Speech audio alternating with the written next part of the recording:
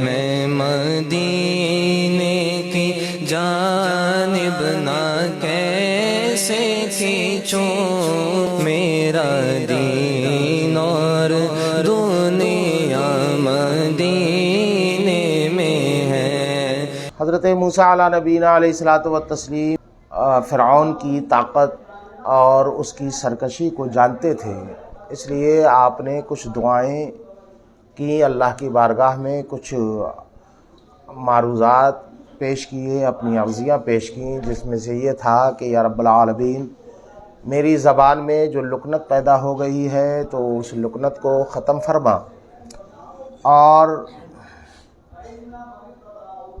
میری زبان کے اس نقص کو دور فرما دے جو عارضی طور پر پیدا ہو گیا ہے، تاکہ جب میں تیرا پیغام پہنچاؤں، تبلیغ کروں، تو لوگ میری بات کو قاعدے سے سمجھ سکیں۔ یفقہوا قولی عند تبلیغ الرسالہ، کہ میری بات کو لوگ سمجھ سکیں، کب؟ عند تبلیغ الرسالہ، رسالت کی تبلیغ کے وقت، یعنی تیرے پیغام کی تبلیغ و ترسیل کے وقت۔ وَاجْعَلْ لِي وَزِيرًا، اور اس کے ساتھ ہی ایک دعا اور کی حضرت موسیٰ نے کہ میرے لیے وزیر بنا دے، میرے لیے وزیر۔ وزیر کا کیا معنی ہے؟ وزیر کہتے کسے ہیں؟ اس کے علامہ نصفی علیہ الرحمٰن نے 3 معنی بیان کیے ہے نا۔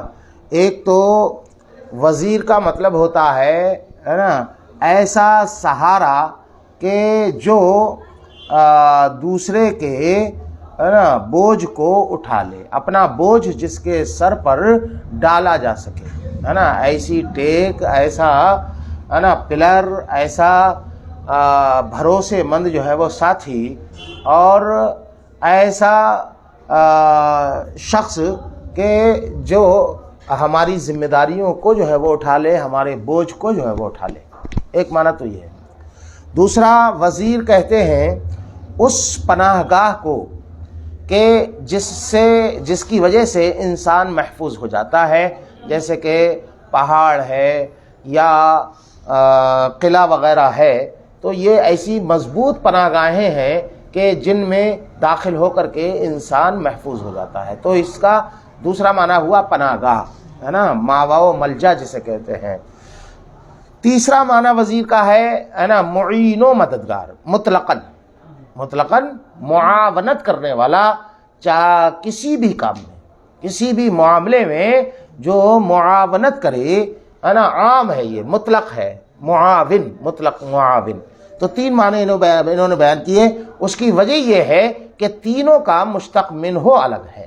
وزیر ہے نا، اس کا مشتق منہ ہے نا، اگر وزر کو لیا جائے تو کچھ اور معنی ہوگا، اگر وزر کو لیا جائے تو کچھ اور معنی ہوگا، اور اگر یہ جو ہے وہ معاذرہ سے جو ہے وہ ماخوذ مانا جائے تو کچھ اور معنی ہوگا۔ اب دیکھیے آپ، ظہیراً اعتمد علیہ، ہے نا، من الوزر الثقل، یعنی ایسا ہے نا بھروسے مند،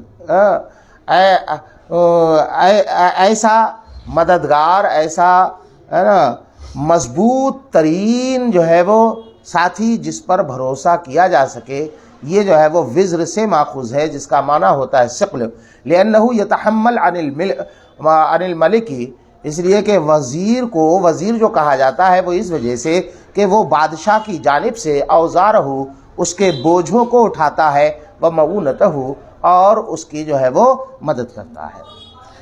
او من الوزر، یا یہ وزر سے مشتق مانا جائے جس کا معنی ہوتا ہے ملجا، ہے نا، ماوا و ملجا۔